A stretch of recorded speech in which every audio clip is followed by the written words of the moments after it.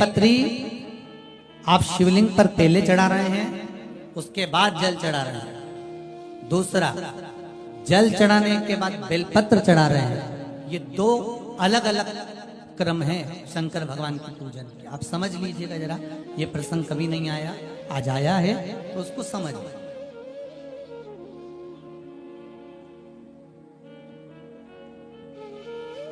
पहले बेलपत्र, उसके बाद में जल जो चढ़ाया जाता है, ये रोग मुक्ति के लिए चढ़ाया जाता है। काय के लिए चढ़ाते हैं अपन? रोग के निवारण, रोग मुक्ति के।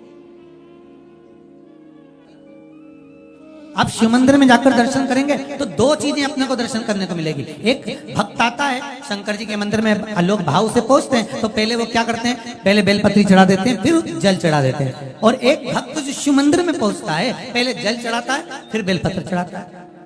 दोनों का अलग अलग क्रम है, दोनों का अलग अलग भाव वर्णन है। पहला, अगर बेलपत्र चढ़ाया है और उसके बाद अगर शंकर भगवान पे जल चढ़ा रहे हो तो ये रोग मुक्ति के लिए होता है। जैसे बड़े रोग किसी को हो जाए, रोग किसी को घेर ले, तो वो बेलपत्री चढ़ाने के बाद फिर जल चढ़ाएगा तो उसको रोग थम जाएगा और फिर वो रोग आगे नहीं बढ़ेगा, आगे नहीं बढ़ेगा। रोगों को थामने के लिए बेलपत्री पहले, फिर जल। और जब कुछ कार्य के लिए आप, सिद्धता के लिए आप, अच्छे कार्य के लिए आप, मन की प्रसन्नता के लिए, आनंदता के लिए आप शिव आराधना कर रहे हो, आप शंकर की आराधना कर रहे हो, तो आप जल चढ़ाकर फिर बेलपत्री चढ़ाओ, उसका लाभ आनंद में। आपने जल चढ़ाया, उसके बाद बेलपत्री चढ़ाओ।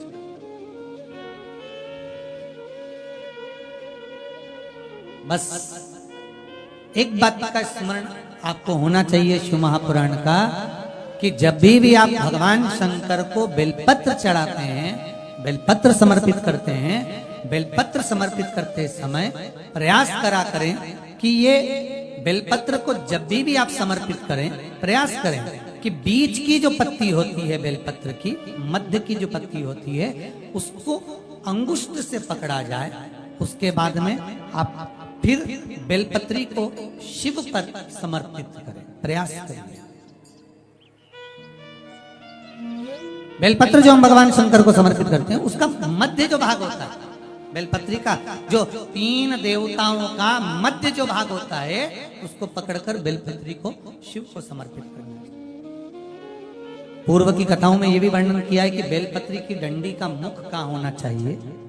पूर्व की कथाओं में यह भी बताया गया है कि बेलपत्री की तीनों डंडियों के बीच में, तीनों पत्तियों के बीच में जो खाली जगह होती है, डंडी होती है, उसका क्या महत्व है, ये पूर्व की कथा में पहले बता चुके। पर आज जो क्रम चल रहा है कथा का, उसमें अपन जो समझ रहे हैं वो ये होना चाहिए कि आप किस कामना से जल चढ़ा रहे हैं, आपके जल चढ़ाने का क्रम क्या है। अगर आप रोग मुक्ति के लिए चढ़ा रहे हैं तो पहले बेलपत्र चढ़ेगी, फिर जल चढ़ेगा। आप कार्य सिद्धि के लिए चढ़ा रहे हैं, पहले जल चढ़ेगा, फिर बेलपत्र चढ़ेगी। महाराज, शिव महापुराण की कथा कहती है,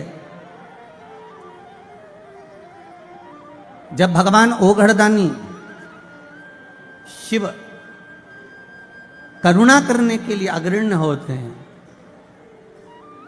तब ये भूल जाते हैं कि व्यक्ति का पाप कर्म क्या है। व्यक्ति का पाप कर्म क्या, वो भूल गए। उनने तो केवल एक चीज का धारण करा है कि ये मेरा अपना जीव है, मेरे दरवाजे पर आता है, स्मरण करता है, 1 लोटा पानी चढ़ाता है, बेलपत्र समर्पित करता है, बस ये मेरा अपना हो गया।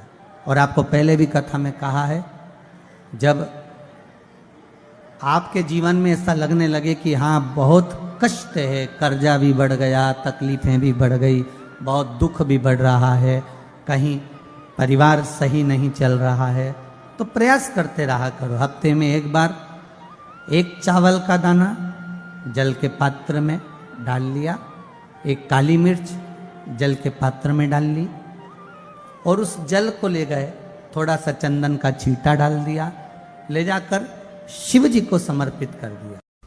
दूसरे के यहाँ की निंदा, दूसरे के यहाँ की चुगली, दूसरे के यहाँ की बुराई अपने यहाँ लेकर मत आओ। ईमानदारी से बोलो। कोई तुम्हारे दरवाजे पर कचरा पटक जाए तो तुम्हें कैसा लगे? अच्छे से बोलो जरा। बुरा लगेगा ना? अच्छा तो नहीं लगेगा। रोज रोज कोई कचरा पटकेगा तो और बुरा लगेगा। 30 त्योहार पे कोई कचरा पटकेगा कितना बुरा लगेगा। दरवाजे पर कचरा नहीं होना, दरवाजा साफ होना। परंतु एक विचार करो, रोज तुम्हारी पड़ोसन, कोई रोज तुम्हारा रिश्तेदार, रोज तुम्हारा कोई नातेदार तुम्हारे दरवाजे पर कचरा पटकता है, ये भी तो दरवाजा है भगवान के आने का और जाने का। कथा कहां से आ रही है? यहीं से। ये भगवान का प्रवेश द्वार है, ये भी प्रवेश द्वार है, ये भी प्रवेश द्वार है भगवान के आने का। दर्शन करोगे तो भगवान प्रवेश करेगा, कानों से श्रवण करोगे तो भगवान प्रवेश करेगा, मुख से भजन करोगे तो भगवान प्रवेश करेगा। ये प्रवेश द्वार है। दरवाजे पर कोई कचरा पटक गया कितना बुरा लगा। और रोज तुम्हारी पड़ोसन, नातेदार, रिश्तेदार रोज कचरा पटकते हैं और तुम चाय पिला पिला के कचरा पटकवाती हो। और क्या बोल रही थी जरा बता तो, और क्या बोल रही थी जरा बता तो लिख दो ना कान के ऊपर डस्टबिन और नीचे लिख दो यूज मी। मेरा कान थोड़ी ना कचरे का डब्बा है, कचरे का डब्बा है। पटको कचरा, जितना पटक सकते हो कचरा पटक। अपने इन दरवाजों को स्वच्छ रखिए, साफ रखिए, निर्मल रखिए। ये मुख निर्मल होना चाहिए। अब शब्द निकले ही नहीं। कोई कितना भी बोले पर तो अपने को अपशब्द नहीं बोलना, कितना भी। एक पत्नी ने अपने पति से एक बार लड़ाई में कह दिया तुम तो जानवर हो। पति कितना सीधा साधा, एक बार भी नहीं बोला। वो बोला तो बिल्कुल सही कह रही है, मैं जानवर हूं। क्यों जानवर हूं? क्योंकि तू मेरी जान में तेरा वर। गलत नहीं कहा,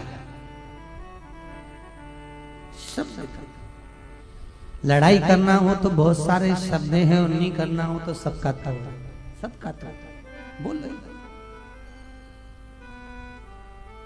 कोई कितना ही पूछे अपने को बोलना ही नहीं, क्या बोले।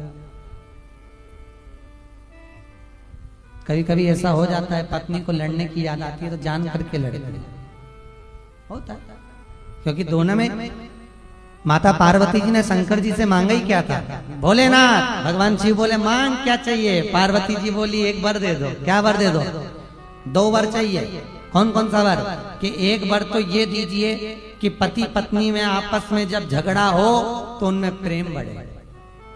ये पार्वती जी ने मांगा था। भगवान शंकर ने कहा तथास्तु, जो पति पत्नी आपस में झगड़ेंगे उनमें बहुत प्रेम बढ़ेगा। तुम देखना पति पत्नी कितना भी झगड़ा कर ले, पति अगर झगड़ के दुकान चले जाए, ऑफिस चले जाए, कहीं पे भी चले जाए, आते से ही पूछेगा क्यों रे तेरी मम्मी कहाँ गई? आते से ही पूछेगा।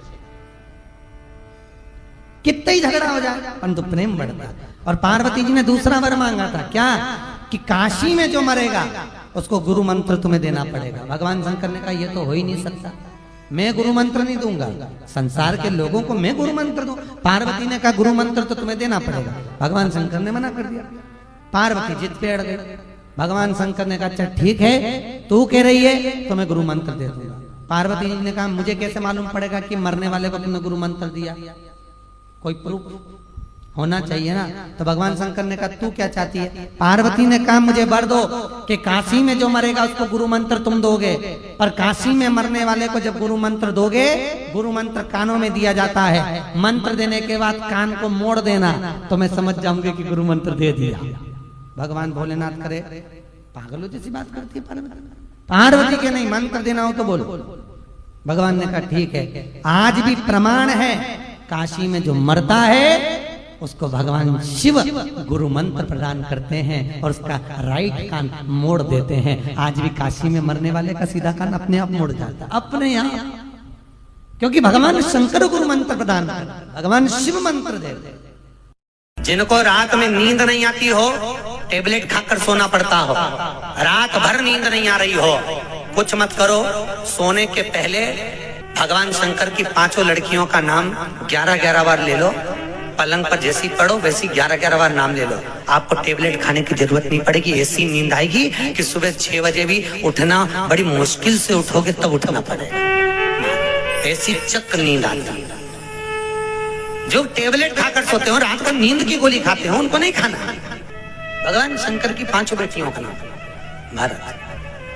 याद रखिए, जिनको स्वप्न में सांप दिखते हो, सर्प नजर आते हो, या घर के बाहर या घर के अंदर बार बार सांप आते हो, तो भगवान शंकर की 5 लड़कियों का नाम लेकर पान के पत्ते पर चंदन से 5 सांप बनाकर शंकर भगवान को छुलाकर जिसको स्वप्न दिखते हैं उसके ऊपर से 21 बार उसार कर बहते हुए पानी में डाल दीजिए। स्वप्न में कभी सांप नहीं नजर आएंगे, जिंदगी में कभी नहीं दिखेंगे।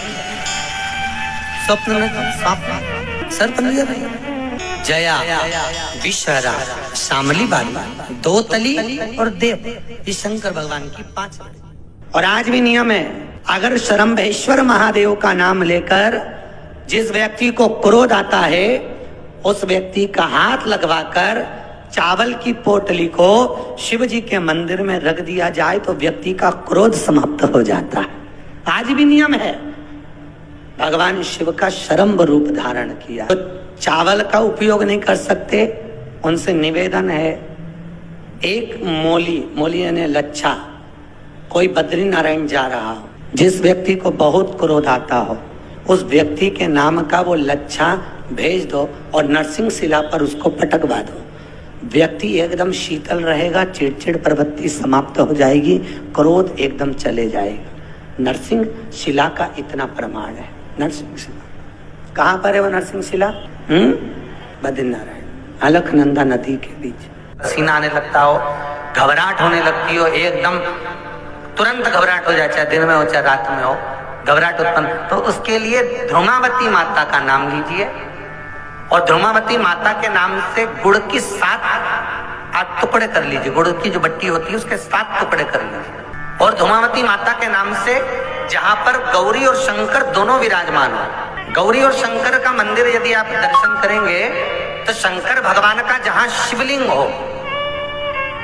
और शिवलिंग के साथ में पार्वती जी शंकर के साथ नीचे ही बैठी हो, सामने दीवार पर या ऊंचाई पर।